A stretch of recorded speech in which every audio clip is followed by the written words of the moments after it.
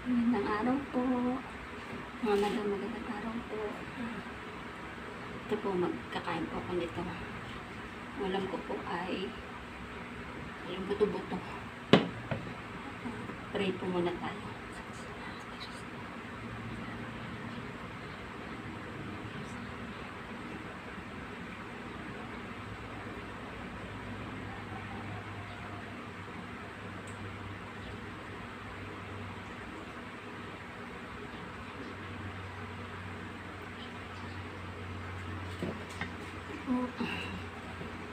Kain po tayo nito. Minarinate ko po ito muna. Minarinate ko ng maghapon. Ay hindi, 2 araw pala. Minarinate ko. Wala ko pa ito minarinate. Binabad. Nilagay ko lang sa rep.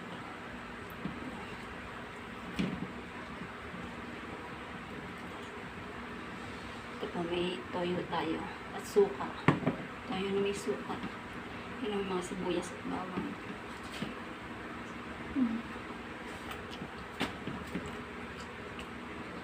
Pag gusto ko yung mga ganito, yung pag pinirito ko, yung mga bawang sa sibuyas. Maraming bawang. Ay, sibuyas. Maraming sibuyas. Mahilig kasi ako sa sibuyas. Hindi kamatis.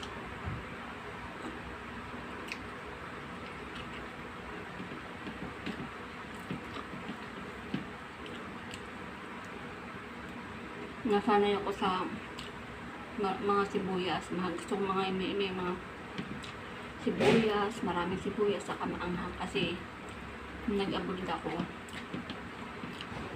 Ganun sa kanila. Pag nagluto ng ulam, maraming sibuyas. Ang laki ng sibuyas nila. Kasi maanghang. Kasi yung amo kong babae, ano siya, ang nanay niya, India. May sila sa maanghang.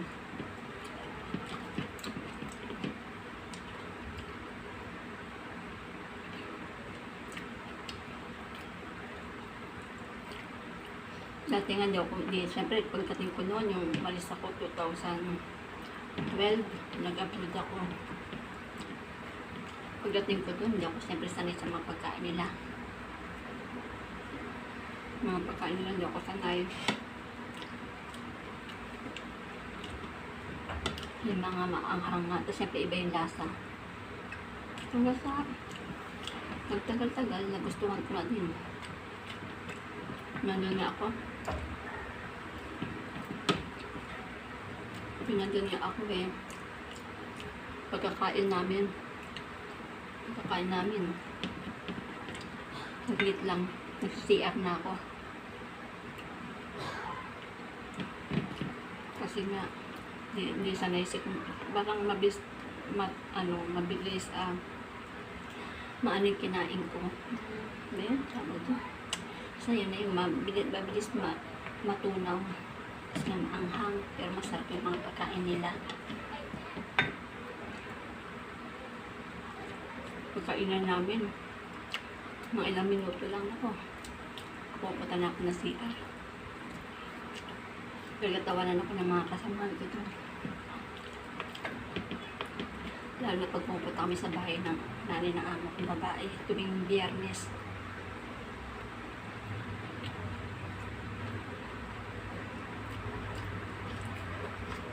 Sabi niya, ano ba yan? Amiss mo naman mag-CR daw. Kakakain ko lang daw.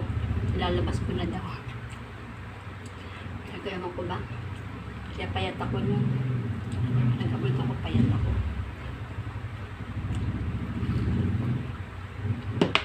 Kasi nga siguro nga dahil sa pagkain nila. Pero sanay naman ako. Yun lang talaga yung tiyan ko lang. Mabilis lang talaga akong mabilis matunaw yung kinain ko.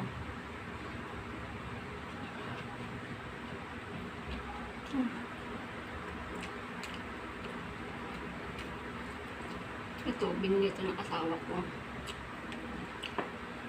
Sa Monterrey daw, binili niya. Yung request niya, iprito ko daw.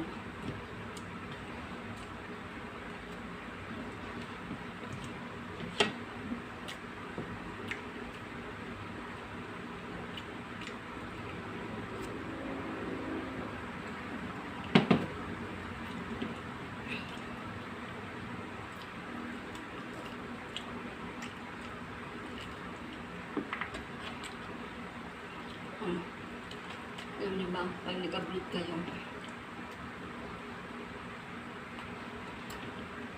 talagang kailangan lang talaga nakasan ng loob, mahabang pasensya. Kung gusto nyo mag-abroad, kailangan ganun, matatag kayo. Ay, minsan talagang hindi naman may iwasan na malungkot. Yan talaga. Yung kailangan tatanggal mo yung loob mo.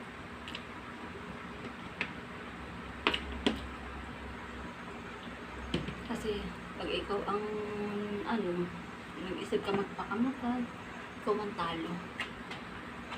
Kaya nga dapat tayo na may mga pamilya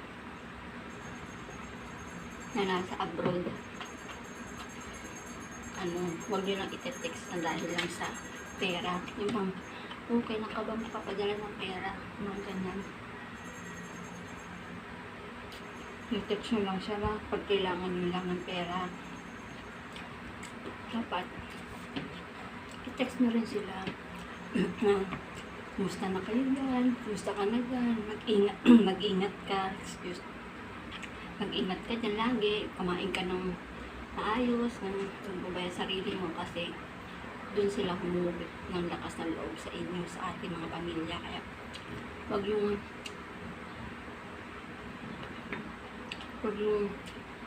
mag-text kayo dahil lang hihingi na kayo ng pera. Hindi nyo alam yung nagdadaanan nila dyan. Yung mga problema rin sila dyan, nalulungkot sila. Dapat tayo nagpapalakas ng loob sa kanila. Kasi mahirap doon. Kung may problema sila doon, wala silang karamay. Katulad natin din sa Pilipinas, kung may problema tayo, may kaibigan tayo, number 1, may pamilya tayo, may kapatid, diba? May dadamay sa atin, sa kanila doon wala. Nakakalungkot. Kayo, ang nanay ko nasa abroad. So, text ko nanay ko. Hanabihan ko siya, kumusta na? Mag-ingat ka. Yung nanay ko gusto ko na pauwiin yun. Kasi matanda na siya. Ko nang nandun siya. Nakabahan na ako sa nanay ko. Sana, itong taon na to, makauwi na siya. Para dalawa na kami magmukbang dito. Miss na mami yung nanay namin. Tagal na panahon na siya nandoon. Kaya, sana nga makauwi na siya dito itong taon na to. Sana na nakasumubi. Kaya kami naman yung mag-asikaso sa kanya. Magluluto ng pagkain niya. Maglalaban ng damit niya.